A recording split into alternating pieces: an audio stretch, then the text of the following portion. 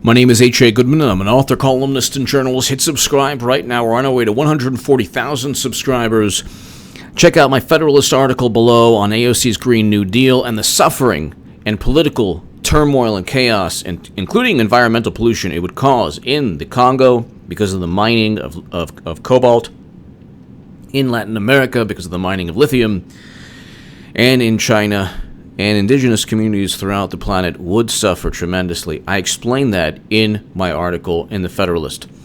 Ladies and gentlemen, also my Second Amendment channel, 357 Magnum, check that out below. My Patreon is below if you want to support my voice long term. Ladies and gentlemen, look, we might have the official end of the Korean War under President Trump's tenure.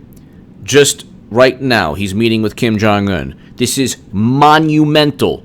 This is paradigm changing. And if you don't understand what I'm talking about, if you don't think it, even if you don't like Trump, you don't even have to like Trump. Fine, don't like Trump, fine.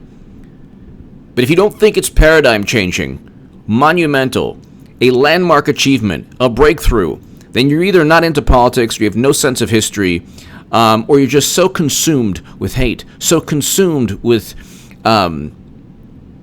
Trump derangement syndrome that you're the political version of Jesse Smollett. You're the historical revisionist Trump hater who just cannot give him any compliment, any props, anything. You can't just simply say that he has presided over peace between North and South Korea. And yes, it's something aside from just a photo op. This is monumental. Here's a USA Today article. Trump and Kim Jong-un might officially end the Korean War. Here's why that could matter. Well, this has to be written for an American audience. It matters for a lot of reasons. Technically, North and South Korea were always at war. It was an armistice that was signed in 1953. It was a ceasefire. And from 1953 until just recently, under Trump's administration, you had constant threats from Kim Jong-un and then his father before him, and then constant threats saying we're going to annihilate South Korea. All of these, it was a state of war. And instead of saying, well, this is pretty amazing, it's, Michael Cohen. By the way, Michael Cohen debunked a whole bunch of Trump-Russian nonsense. He has no evidence. He was never in Prague. What else? He has no evidence that Trump ever said or did anything, horrendous.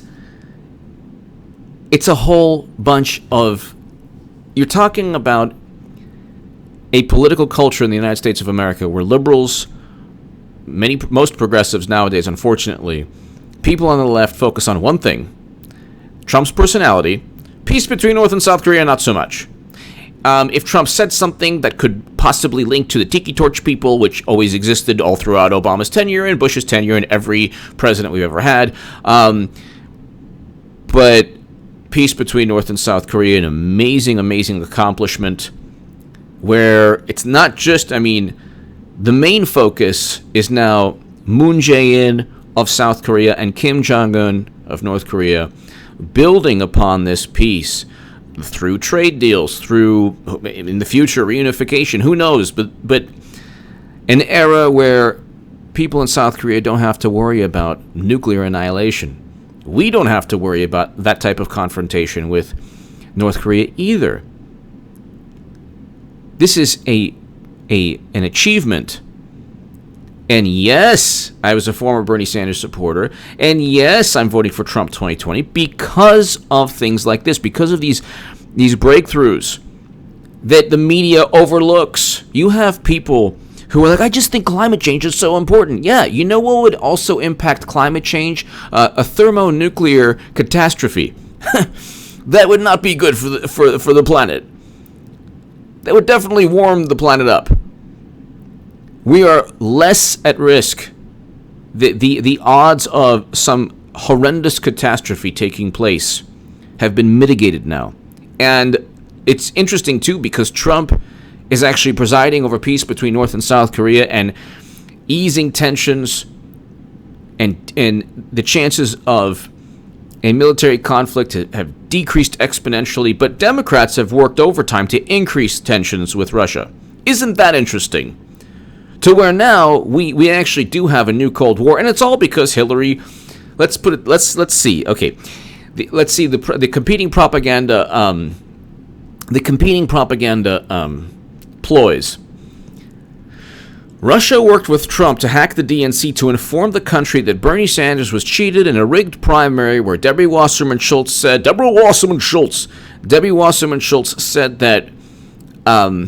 it was neutral, but then in reality she wasn't neutral. That's what happened. Or Bernie Sanders was given every chance to win. He just didn't win. Case closed. Well, which one is it? Did the DNC emails show corruption, or did they not show corruption? Because if they showed corruption, then there's one aspect of the Trump-Russia propaganda myth that kind of, well, makes sense if it happened, which it didn't happen. In that, well, Russia would want to embarrass Hillary by letting us know that Trump was, that the DNC was cheating Bernie Sanders, who, by the way, is a tool of the Democratic Party. If you give money to Bernie, you're going to lose that money. You might as well just, flush it down the toilet. Clinton's going to be the 2020 nominee. You heard it here first. Clinton's going to... I said she would lose. People said, oh, I was nuts. In 2015, I called the election. In 2016, exactly what I said took place. And James Baker, the FBI legal counsel, said he thought that she should be indicted. The indictments were imminent until there was a cover-up. So I didn't know about the rigged primary or the cover-up, but I had the pulse of what was going on. Now people are saying hashtag Bernie should have won, or Bernie would have won, or whatever. You have a monumental achievement overshadowed by a buffoon in Congress who's going to jail, a criminal. A criminal is going to jail. You have a monumental achievement overshadowed by nonsense. Absolute nonsense. Who cares what Michael Cohen says? Oh, he's a con man. Well, actually, let's put it this way. Con men don't... their policies don't result in peace between North and South Korea. That doesn't happen. That doesn't happen. But I'll read you this very interesting USA Today article. After 66 years... a peace declaration at the Vietnam summit could lead to negotiations and more normal relations between the two Koreas and America. President Donald Trump and North Korean leader Kim Jong-un might agree at their summit this week in Hanoi, Vietnam, to declare an end to the Korean War. Since this conflict stopped 66 years ago, what would be the practical impact of such declaration? Such a military, probably little or none, but politically it could be significant. Well, I disagree with that. Military, there'd be... because there were troops on both sides actually shooting at each other all the time. And there were military engagements every other year. So, it was serious. But politically, of course, the fighting in Korea raged from 1953. American and North Korean generals signed an armistice and a ceasefire on behalf of all participants. The conflict has never been formally concluded.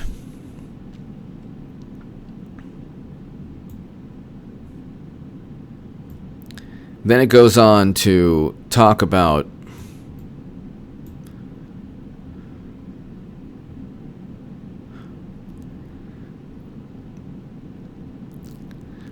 if accompanied by a call to negotiate actual peace treaty, then one might eventually see the armistice replaced by some normalization of relations between the two Koreas. You're talking about also Kim Jong-un maybe visiting Seoul within the near future or within, the next couple of years. That would be amazing. That would be unbelievable. But see, the Democratic Party doesn't have any concept of history. Their history is just Obama was fantastic. He did not destroy Libya, which he did. Clinton didn't deserve to get indicted, which he did.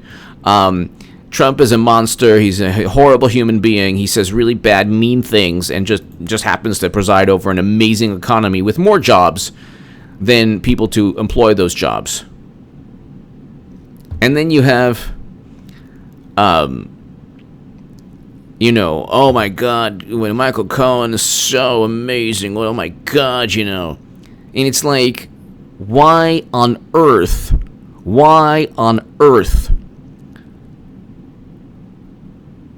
would you focus as a country, as a media establishment? Now, today is just one of the Helsinki summit, that hilarious, sad, pathetic example of quote-unquote journalism. And this, today, we're on the brink of peace, a lasting peace, the beginning of a lasting peace between North and South Korea. And what are people focused on?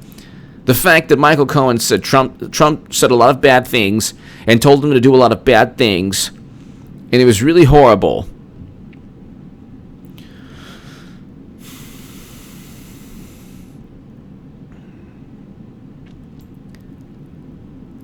At what point do people realize that he's a good president? At what point do people realize that the major problems, the major accusations associated with Trump's campaign are purely subjective in nature or completely made up? Oh, he's a racist.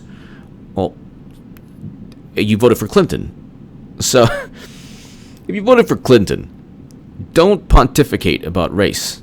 You voted for Clinton, who referred to black youth as super predators, and this is another vile, horrendous thing, called Mahatma Gandhi. Clinton actually called Mahatma Gandhi a gas station attendant. Look it up. She apologized in the New York Times. Look it up. I'm not making it up.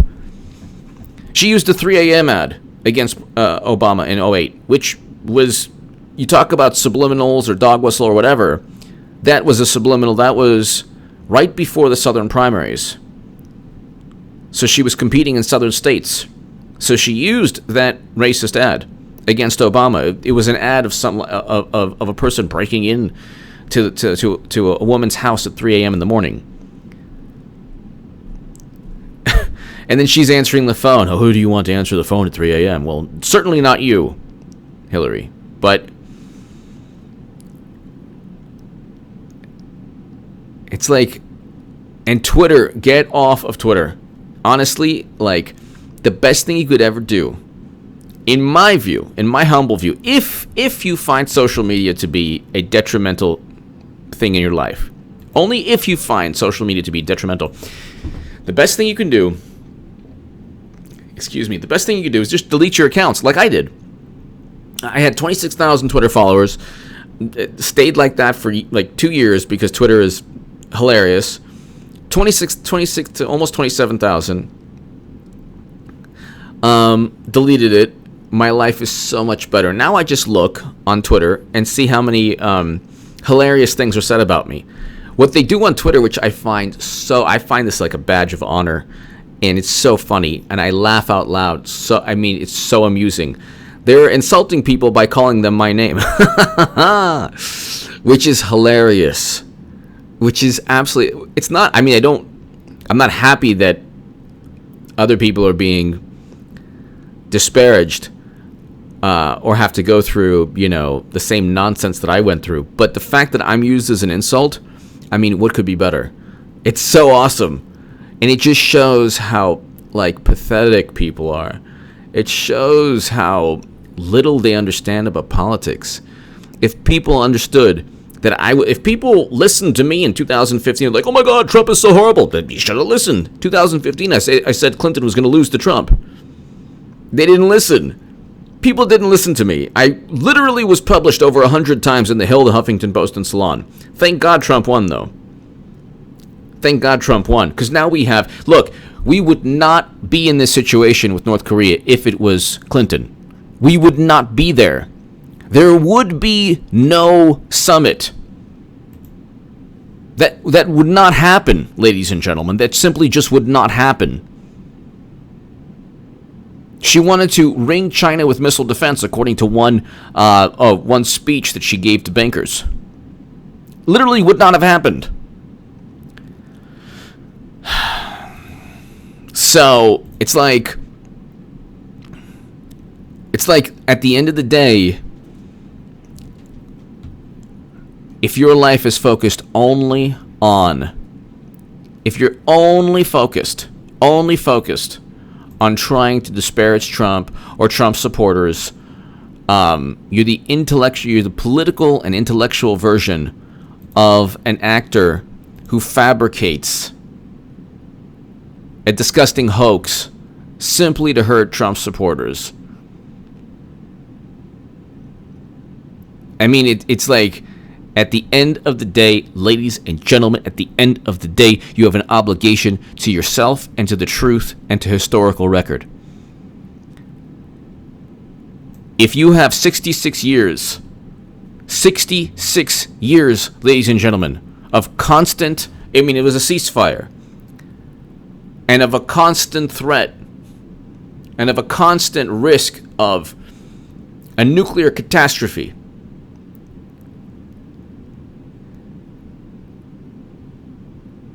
and you focus on Michael Cohen's testimony, you have a major problem in your life. And look, even if you hate Trump, and look, I'm talking to people who really don't like Trump, but at least there are people who don't like Trump, but at least can say, hey, you know what, he did something good here. Oh yeah, that one little thing that took place while Michael Cohen, the great Michael Cohen, who's going to jail because of his taxi empire, because the guy didn't realize that an app was going to destroy his little taxi medallion collection. Between the ostrich feather jacket of Manafort and the taxi medallion empire of Cohen, this has nothing to do with Trump Russia. The notion is stupid also. Trump worked with Russia to hack the DNC to let everybody know that Bernie Sanders was cheated. Then in the same breath,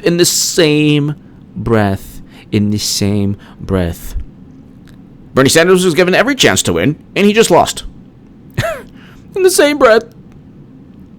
And, oh, well, this is just a photo op. It's like, no, it's not a photo op. Kim Jong-un even states that it's because of Trump's, Moon Jae-in of South Korea even states because of Trump's policies that they're in this position right now, which is a much, much better situation than at any point of Obama's tenure. Hit subscribe right now. Thank you so very much. God bless. And check out my Second Amendment channel and my writing in the Federalist, the Daily Caller, and the Jerusalem Post below. Thank you.